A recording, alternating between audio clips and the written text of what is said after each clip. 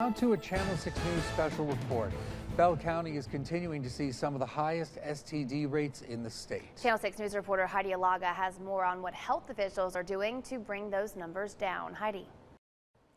Doug and Leslie, 1 in every 4 people will get an STD at one point in their life. And with that being said, the residents of Bell County are included in that statistic. I sat down with the Bell County Health District along with a researcher from the Infectious Diseases Department at Baylor Scott & White to better break down those numbers. The numbers are shocking. The community is unaware and the medication is slowly dying out. We have a population that is heavily infected. We have a large disease threshold in our community.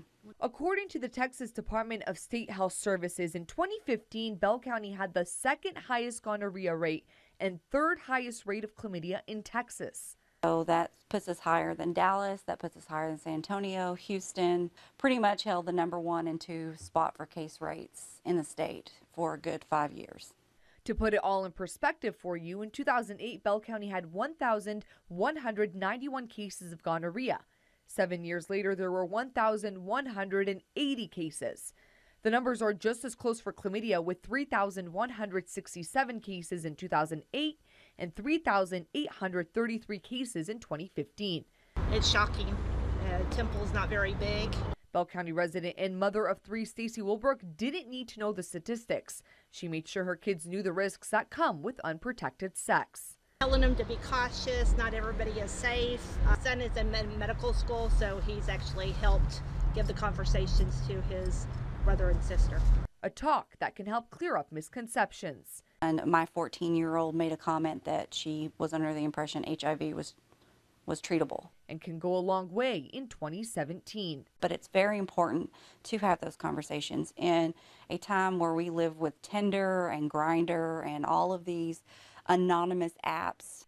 Apps that target the age group most likely to fall victim to STDs. You know, the 15 to 24 age group is a particular risk for contracting these sorts of infections. But with STDs, age doesn't matter. They're still sexually active into their 80s. And so we see people test positive for those diseases in that age group as well. Young or old, diseases like HPV can have a big impact on women. It's the letting leading cause of cervical cancer. But unfortunately, even with a vaccine available, parents are still hesitant.